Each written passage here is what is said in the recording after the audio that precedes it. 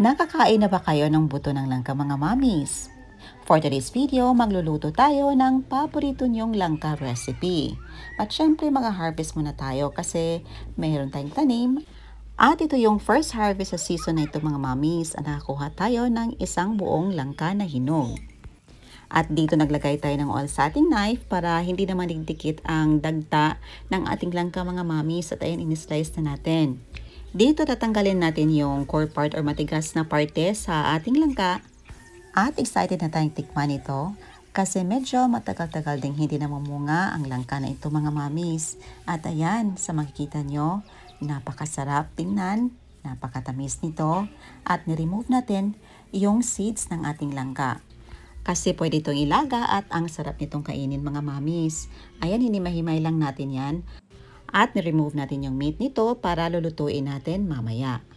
At ito na ang ating langka na gagamitin at tinanggalan na natin ito ng buto.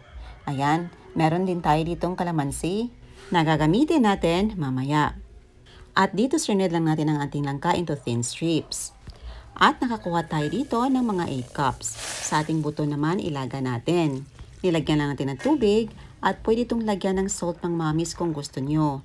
Takpan hanggang sa maluto. So ito after a few minutes, ready to eat na at luto na ang ating langka seeds. At naalala ko noon ng kabataan namin, nasisiyahan na kaming kainin ang buto ng langka as merienda. O diba? Simple lang talaga ang buhay sa probensya. Masarap na, healthy pa. At habang kinakain ko to, naalala ko ang buhay namin noon.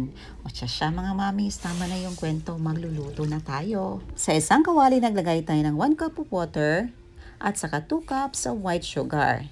Ayan, papakuluan lang natin ito at wait natin until na mag-rolling boil ang ating mixture. Ayan, after a few minutes, ilagay na natin ang ating 8 cups of sliced or shredded na langka. Halo-haloin natin hanggang sa mag-soften at maluto ang ating langka.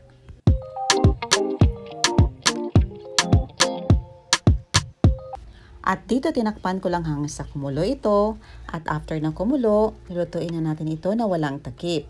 Lulutuin hanggang sa mag-lessen yung water or syrup nito. At niluluto pala natin ang ating jackfruit jam sa uling or charcoal mga mamis kasi masarap at madali lang pagluluto dito. Ayan, hinahalo-halo lang natin. And after a few minutes, nag-lessen na yung water or syrup nito. At naging malambot at na-thicken na din ang ating jackfruit jam. So ito na, ready to serve na. But papalamigin muna natin ito. Ang bango talaga ng jackfruit jam mga mamis. At talaga namang nakakatakam itong tingnan. At ayan mga mamis, so ito ang isa sa mga sekreto kung bakit masarap at hindi tayo mauumay sa tamis sa recipe ng jackfruit jam natin. Kasi nilagyan natin ito ng 4 tablespoon of calamansi juice at saka 1/2 teaspoon of fine salt, pangbalansi ng tamis. Hinahalo-halo lang natin ito hanggang sa fully combine ang lahat ng mga ingredients. At ito na, ready to serve na ang ating napakasarap na jackfruit jam. Ang sarap nitong ipalaman sa paborito nyong tinapay. Ayan, meron tayo ditong sliced bread. Siyempre, excited na tayong tikman ito.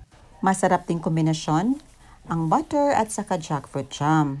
Lagyan ng butter ang sliced bread or kung anumang tinapay na gusto nyo. At lagyan ng jackfruit jam.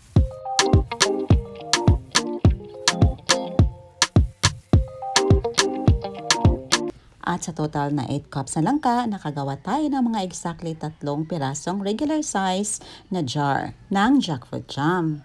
Maganda din itong gawing pangnegosyo mga mamis at siguradong maging patok ito sa mga suki nyo.